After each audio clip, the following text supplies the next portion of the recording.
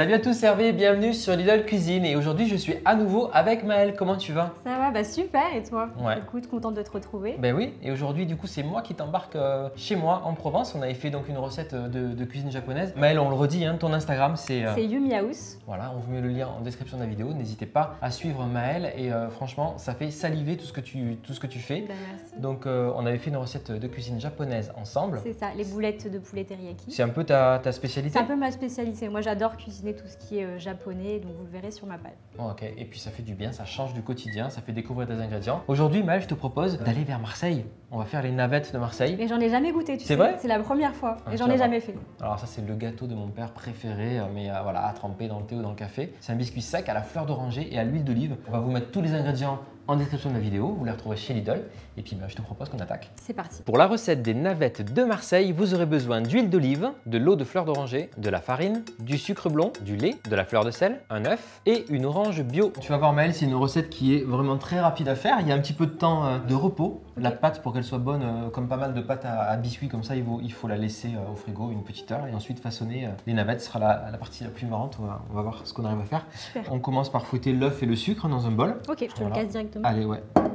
Et vous avez du coup œuf sucre, fleur d'oranger et zeste d'orange. Très parfumé en agrumes cette recette. Sucre blond, sucre blanc, ce que vous préférez à la maison. Sucre de coco si c'est possible. Ah ouais, mais on peut, hein, carrément. Là, on sort de la recette standard de la navette de Marseille. Ouais. On voyage un petit peu, mais c'est carrément faisable. Ça va apporter encore plus de complexité au goût, effectivement. Toi, tu sucres avec quoi en pâtisserie en Alors général? moi, sucre de coco, du miel aussi, ça m'arrive. Ouais. Bah d'ailleurs, dans la navette, alors c'est pas dans la recette officielle entre guillemets, mais mettre un peu de miel, fleur d'oranger et tout, ça va. Ça doit être trop super bon. bien ensemble. Voilà, donc on a simplement ça. Alors on va pas aller faire doubler de volume, hein, le truc, c'est juste pour faire fondre le sucre. On a du coup l'eau de fleur d'oranger, elle est juste ici, voilà. J'adore, ça sent trop bon. Et ouais. Alors ça, vous pouvez y aller, hein. On a mis 3 bonnes cuillères à soupe pour cette recette. Il faut que ce soit bien parfumé, ça sent Ouais, ça direct, sent déjà. hein. Voilà. Et pour renforcer le côté agrume, on va mettre des zestes d'orange. Donc vous prenez une orange bio. Je te les mets directement? Ouais, direct dans le voilà, tranquille. Quelle est la recette qui cartonne le plus en ce moment d'un point de vue sucré chez toi? Je pense que c'est les muffins cœur coulant à la compote de pommes. Ouh. Donc en fait, j'ai remplacé le beurre par la compote de pommes. Canon. Du coup, c'est un peu plus sain, Ouais, je dirais moins gras, c'est et bien. ça passe très bien. Et à chaque fois que je fais cette recette à la maison, personne ne sait reconnaître la compote de pommes. Ouais. C'est assez bluffant. Ok, ça c'est top. On adore les alternatives comme ça. Faire une pâtisserie plus saine, ça, bon, je vais dire, ça permet d'en manger plus. Ouais. Voilà. En tout cas, ça permet de se faire plaisir sans trop de calories, quoi. Nickel. Tu me dis stop, hein? Ouais, voilà. Écoute, là, je pense que c'est bien. va Ouais, c'est bien parfumé, hein. Si vous aviez l'odeur à la maison derrière l'écran, vous kifferiez bien. On peut ajouter l'huile d'olive. Donc, c'est la particularité de la navette de Marseille, c'est qu'on ne la fait pas avec du beurre fondu ou une huile neutre. On met l'huile d'olive. On est vraiment dans la Provence, là. Voilà. Du coup, on peut quand même remplacer l'huile d'olive par une autre huile? Ou, Oui. Alors, si tu veux mettre, encore une fois, pareil. Tu as une recette de base que tout le monde fait, tu as des alternatives. Si tu veux mettre de l'huile de coco, une huile végétale, pépins de raisin par exemple, il n'y a aucun souci. Après, c'est vrai que l'huile d'olive, c'est pas une huile qui est souvent utilisée en pâtisserie et pourtant ça marche très bien dans un cake. Tu mets de l'huile d'olive, ça te fait une texture moelleuse et ça supporte bien la cuisson, donc il n'y a pas de problème. On a notre préparation qui est prête. On va ajouter les ingrédients secs et pour ce faire, donc un petit peu une pincée de fleur de sel. Juste une pincée? Ouais, une bonne pincée, Une bonne voilà, pincée. n'hésite pas. Et puis la farine de blé classique dans cette recette. Du coup, on la met en une Tu peux seule mettre fois tout ou- d'un coup. Tout d'un coup? Ouais, on va mélanger, commencer avec la spatule et ensuite il faudra travailler la pâte avec la main, tout simplement former une boule de pâte. En fait, c'est super simple Non, à mais faire c'est du coup. c'est hein. super simple à Ouais. faire. Après, on n'est pas dans le biscuit moelleux, hein. La navette de Marseille, il faut le savoir, on le donne au bébé pour qu'il se fasse les dents. Quoique, attends, Ça remplace les boudoirs du coup. carrément, oui, ça peut carrément marcher. Ça détend de mâchouiller une navette de Marseille. C'est un biscuit sec craquant, donc c'est vrai que dans le café, c'est bien. Mais, toi, t'es plutôt team thé ou team café? Ah, moi, je suis team matcha. Ah ouais? Thé matcha. Ok, Ouais, tous les génial. matins, j'ai mon petit bol de thé matcha. Tu vas nous refaire des navettes au matcha. Ah, matcha chocolat blanc, franchement, Tu ça peux, passerait trop bien. Tu peux mettre de la poudre de thé matcha dedans. Bah, là. écoute, ouais, je prends le challenge prochainement, peut-être Ouais. sur ma page, j'en lancerai. Des navettes Ouais. vertes au thé matcha. Pas mal ça. Est-ce que vous validez le test? Vraiment, il faudrait que tu fasses et qu'on aille voir Mais je vais le comment faire. ça se… Je le note. Ok. Tu m'inspires du coup? Ouais, tu vois, navette au thé matcha, là, comme tu dis, avec chocolat blanc. Ouais, chocolat blanc. Tu les dips, tu les trempes à Oui. moitié dans le chocolat blanc. Oui. Ça peut être sympa. Et ouais, tu veux nous remettre les navettes à la mode là, c'est génial ça. Est-ce que tu veux t'amuser à pétrir la pâte pour l'homogénéiser, on va dire? Et je vais chercher du film alimentaire. Maëlle, toi tu connaissais pas, enfin en tout cas tu n'avais jamais testé de faire des navettes? J'en ai jamais fait, j'en ai jamais goûté. Ok, et Ce jamais sera fait, une jamais première goûté. fois pour moi. Nickel, je suis trop content. Est-ce que vous, derrière l'écran, vous avez déjà testé, goûté ou fait des navettes de Marseille? Dites-nous en commentaire. Tu sais ce qui irait bien avec cette base-là par exemple? Non. Des petites graines d'anis. Ah ouais, c'est vrai que j'utilise jamais des graines d'anis en pâtisserie. Tu vois. Ça peut être pas mal. Ça va très bien, c'est très sud aussi. Hein. On sait qu'on fait des fameuses boissons avec ça. Là, tu vois, elle colle pas, c'est nickel, elle est parfaite. On a aussi les beaux morceaux d'écorce d'orange. C'est vraiment trop bon. Cette petite boule de pâte, on peut la mettre sur du film alimentaire, comme une pâte à tarte, hein, tout simplement. On la replie, hop, et on va la mettre au frigo une petite heure. Okay. Hein, vous pouvez la laisser plus longtemps si vous voulez, mais au moins une petite heure pour pouvoir ensuite façonner nos navettes. Comme ça, ce sera parfait. Ok, super. On a notre pâte qui a passé un petit peu de temps au frigo du coup. Pour l'étaler, ce qu'on peut faire, Amel, c'est mettre un peu de sucre glace. Hein. Même dessus aussi, ça va m'aider. Okay. Sinon, ça a tendance à coller un petit peu après. Quand ça se réchauffe surtout, voilà, nickel. J'en mets aussi sur le travail. Ouais, voilà. Après, voilà, c'est bon parce qu'on va pas l'étaler comme une pâte à tarte. Ça fait un peu l'ambiance de Noël en plus. Ouais, tu nous as mis la neige là. Parfait. Vous avez votre petit pavé comme ça de pâte. Avec un couteau, on va venir couper des morceaux idéalement de taille identique. C'est facile, on dirait qu'on coupe de la pâte d'amande. C'est vrai que ça se tient bien, hein, c'est étonnant. Ça ressemble à de la pâte d'amande, c'est ouf.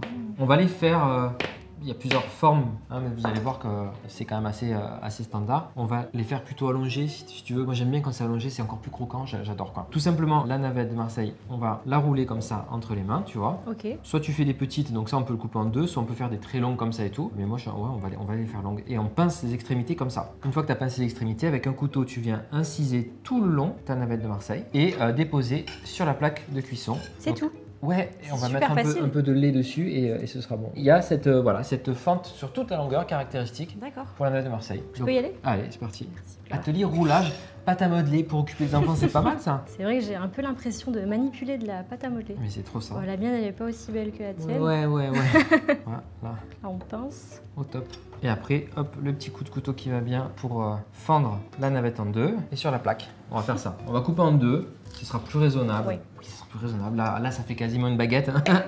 On est d'accord? Bien passer l'extrémité, on les aligne. Alors ce qu'il y a de vraiment cool avec les navettes, c'est que déjà ça se conserve bien dans une boîte métallique par exemple, ou en tout cas hermétique. Et puis ça fait un super petit cadeau. Alors en période de fête, là vous allez pouvoir offrir des navettes autour de vous. Hein. Tous ces petits gâteaux, ils ont toujours la cote quand on les offre. Et ça cuit vite, ça cuit en 20 minutes hein, à 180 degrés. D'accord. Et si vous faites des mini, c'est 15 minutes. Et on peut même faire mettre la main à la pâte aux enfants aussi, c'est cool. Alors mais à l'approche des fêtes, là, est-ce que toi tu as une recette soit de famille, soit une recette coup de cœur que tu fais chaque année en période de fête? Alors moi c'est la bûche à la crème de marron. Ok, un grand classique. Pourquoi la crème de marron? Je suis ardéchoise. Ah voilà, ça y est, là c'est un peu toute ma vie. Ah ouais, t'as tout dit, hein. Ça va, tu t'en sors? Il a l'air un petit peu. Alors c'est vrai que la pâte, quand elle sort du frigo, il faut la manipuler rapidement. C'est un peu comme les pâtes feuilletées qui collent au bout de 2 minutes. Ah oui. Façonnez vite les navettes, hein. Quitte à faire que la moitié de la pâte, puis la moitié après. Mais c'est vrai que ça a tendance à vite coller après. Alors nickel, donc vous allez pouvoir faire beaucoup de navettes. Là on est parti sur une base donc, de 250 g de farine. Moi je t'avoue que quand je les fais à la maison, je pars sur 500 g, hein, je double les proportions. Ah oui. Et par contre, on en fait beaucoup. Et ça se conserve super bien pendant plusieurs semaines, parce que c'est un biscuit sec hein, qui est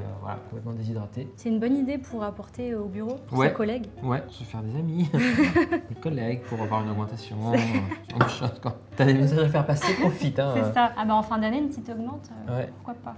Bon, petite touche finale pour dorer un petit peu nos navettes. On va badigeonner du lait. Ok. Voilà. Et pourquoi du coup du lait et pas du jaune d'œuf? Ça a le même effet. Le jaune, ça va vraiment donner un côté très foncé. Moi, ce que je fais à la maison quand je dois dorer même une frangipane, je prends un œuf entier avec une bonne pincée de sel. Le sel, ça liquéfie l'œuf en fait. Oui. Donc tu balles ensemble et après tu as quelque chose de très liquide comme du lait. Mais tu peux mettre l'œuf entier pour dorer quelque chose et puis après ton œuf, tu te le rajoutes à une omelette ou autre chose. Tu n'es même pas obligé de le jeter. Le four est à 180 degrés. On va enfourner nos navettes pour à peine 20 minutes. J'ai oublié celle-là? Oui.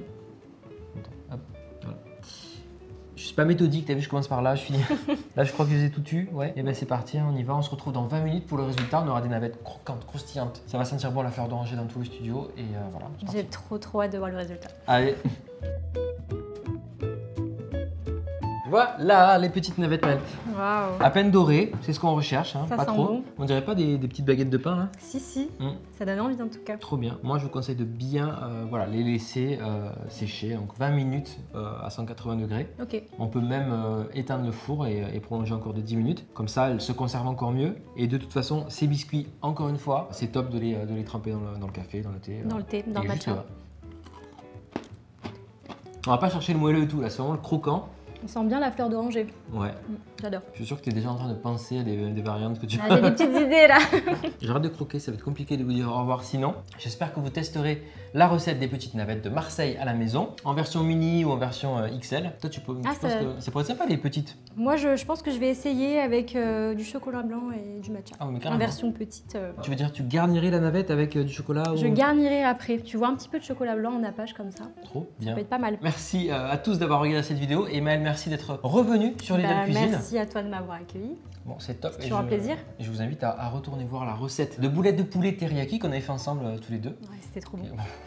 On n'en parlera même pas tellement que c'était bon, vraiment. D'ailleurs, si vous avez testé la recette à la maison hein, depuis qu'elle a été diffusée, eh bien n'hésitez pas à nous le dire en commentaire. Maëlle, on te retrouve du coup sur ton compte Instagram. Yummy House. Voilà, et n'hésitez pas à suivre Maëlle, franchement plein d'inspiration. Tu vas faire des petites recettes là pour Noël et tout, ouais? Je pense que je vais essayer des petites variantes de bûches, oui. C'est vrai que j'en ai jamais proposé et cette année, je suis motivée. N'hésitez pas. On sera au rendez-vous. De votre côté, n'hésitez pas à liker la vidéo, à la partager à un maximum d'amis et nous laisser un petit commentaire. Et puis si c'est pas encore fait, rejoignez la communauté Lidl Cuisine, abonnez-vous, on vous attend les bras ouverts. Maëlle, un grand merci. Et bah à une prochaine peut-être. À une prochaine. Allez, ça roule. Salut. Ciao tout le monde.